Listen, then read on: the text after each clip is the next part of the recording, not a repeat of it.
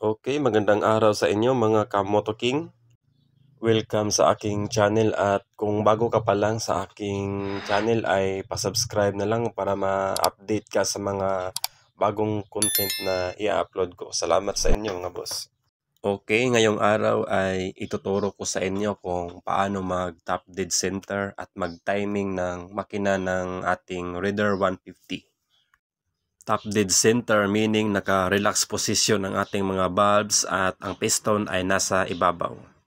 At para magawa yon ay tatanggalin muna natin itong cap sa gilid ng magneto at itong cap sa taas para makita natin yung sign na letter T sa magneto. So, yan mga boss, simulan na natin. Ito yung mga tools na kakailanganin. Dapat meron kayong 17mm na socket para sa magneto, sa pag-ikot. At itong mga Allen na number 5, 6 at itong malaki. Hindi ko alam kung anong sukat nito. Wala kasi itong number. So una, tanggalin muna natin ang oil cooler. Tatanggalin natin to para hindi tayo mahirapan magtanggal mamaya sa cover ng head. Para walang sagabal.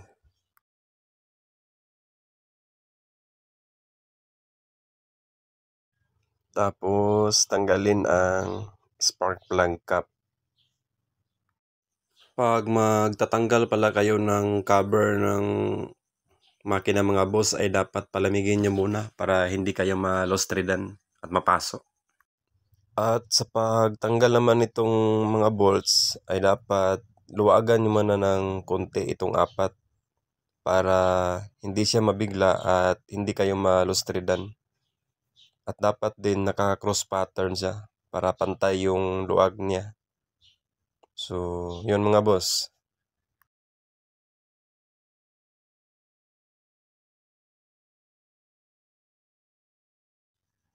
Ganyan mga boss, cross pattern yung paluwag niya. Luwagan nyo muna ng konti itong apat para pantay siya.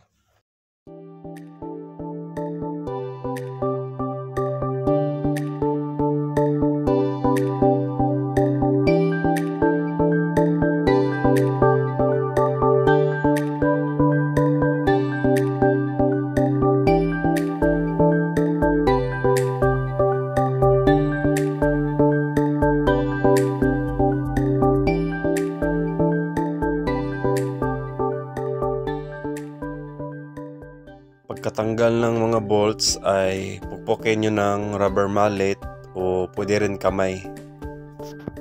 Kasi mahirap yung tanggalin kapag lalo na pag matagal lang hindi nabuksan yung cover.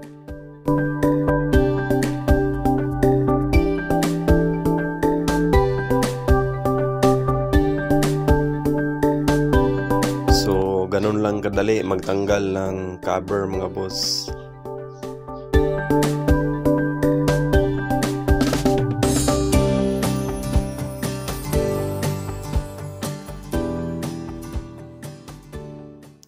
Sunod namang tanggalin ay itong cap sa gilid ng magneto at itong cap sa taas.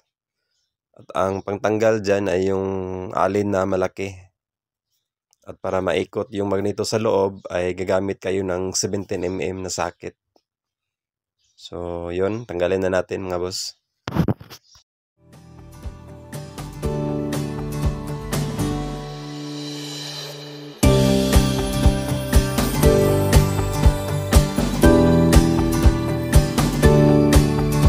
mm socket din ang gagamitin. Dito nyo makikita yung T-mark ng magneto mga boss na ibig sabihin ay naka top dead center na siya. Sunod, ikutin ang magneto ng 17mm na socket. Dandahan lang mga boss pa counterclockwise. Sa dulo ng cams ay may makikita kayong line. Dapat yung line na yan ay nakapantay sa gilid ng cylinder head. Pag ganyan, nakapantay siya. At ganun din sa kabila, may line din yan, dapat nakapantay din sa gilid. Ibig sabihin, pag nakapantay ang dalawa, ay naka-top dead center siya at naka-timing. At makikita nyo rin sa magneto, yung letter T na sinasabi ko kanina ay nakatapat din dyan sa butas. So, ibig sabihin ay yung posisyon ng piston nyo ay nasa taas na. Ayan yung ibig sabihin ng top dead center. So, ito mga boss, iikutin ko muna para makita natin yung T-mark sa magneto.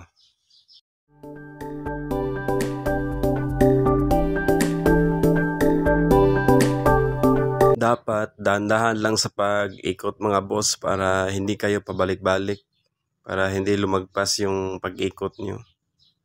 Makikita nyo dyan boss, may letter T na may guhit sa gilid. Yan yung talatandaan na naka-TDC na.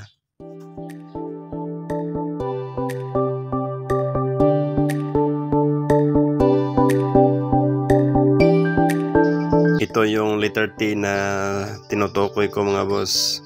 Ibig sabihin ay nakatap na ang piston at naka-relax position yung ating mga valves. At ibig sabihin ay nasa tamang timing din yung aking makina dahil yung dulo ng cams, yung mga lines ay naka-label din sa gilid. Ganon din sa intake, naka-label din siya. Makikita nyo. At yung cam lobe niya ay nakatutok palabas. Ito sa exhaust cam, nakatutok yung lobe niya palabas. Ganon din sa intake, nakatutok din yan palabas. At makikita nyo sa cam gear ng exhaust, may number dyan na 2 at may arrow na nakatutok sa taas.